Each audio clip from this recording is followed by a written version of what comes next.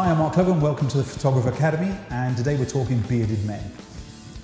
Why? Well, I have no idea. Recently I was at the photography show in the UK, and again, I'm lucky, I suppose. I get to shoot with a lot of pretty girls and I'm paid to do it and stand there in front of an audience and do the same thing with it. But to be honest, there's only so many pretty girls that you can photograph before you get a little bit bored, especially when your demonstration area is 9 feet by 9 feet. There's only so much that you can physically do. So I came up with the idea through, in fact, chatting through with some of my experience group about how we could start to market a business of male portraiture.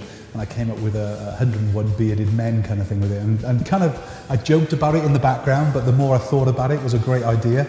And so I thought, well, you know, at the show, let's kind of sample it and see how it goes. So basically, I went begging for men to borrow me their beards, and that's what happened, and that's how it all came about. I kept the kit really simple at the show, even though obviously pretty much I was based on the Elinchrom and flash center stand. So I had all the kit around me, but because you know, I love demonstrating the Elinchrom One lights, I kind of chose that as my tool of the trade, as it were. So I was just using an Elinchrom One on a stand, but I was using it in a stick technique. In fact, think about it, I'm not sure if you've ever really seen the stick technique that I actually kind of maneuver the light into the right place. I do it with a speed light all the time, in fact, but perhaps you don't see me doing it with a studio flash. So anyway, the Elinchrom One head, it's so light, it's so portable, plus I can get its power down to such a low amount, it enables me to shoot on f4, and really that's why I was shooting with the one head, because I wanted just f4. I was using a prime lens, a 50mm prime lens, which gives me a more of an editorial portrait perspective than it does a kind of a perfect portrait lens like an 85 or 100mm. So kept it simple, one head, small little soft box on the front just to diffuse the hard light a little bit, and that did the job. By the way, I absolutely fell in love with a little Opta, Rotolux, that I actually used to soften it down as the soft box with it. Love it, ordered two already. How cool is that? So you could ask why I kept it so simple with just the one flash, really. It's because I do really enjoy just using one light, you know. I always say one light before two and two before three and so on.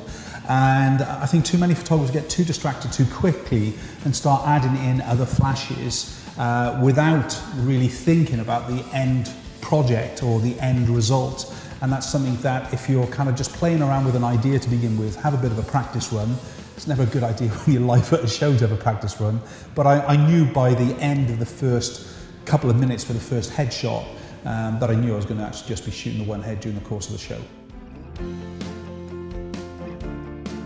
It wasn't too difficult to get people to volunteer, but I was known to actually get down on my knees and beg at some stages, especially with some of the cool beards. And there wasn't anybody who passed through the set, in fact, who didn't enjoy it. They all complimented me and say thank you at the end, and I honestly don't think that it was lip service at all. They were looking up at the screen and going, thank you, that really is nice, kind of thing, you know. And I was shooting JPEG and RAW, of course. What they were seeing coming up on the screen was the black and white JPEG result. I'd set it with a orange filter on the camera settings itself and into my monochrome look, which obviously kind of just lightened the skin a little bit more, but otherwise there was no kind of jiggery going on with Lightroom or Capture One or anything. It was just actually the pure JPEG coming up on the screen that they were seeing. It's so important for me as a photographer to shoot different subjects, different projects. Okay, I've been a professional photographer, you could say, since the age of 15 when I began to earn money from my photography. From the age of 18 when I went to work for a photographer and being told what to do, being told what to shoot. When we opened the first studio then, just before my 22nd birthday, I was having to do what the clients want. But I soon realized that at the end of every job, I have to shoot for myself.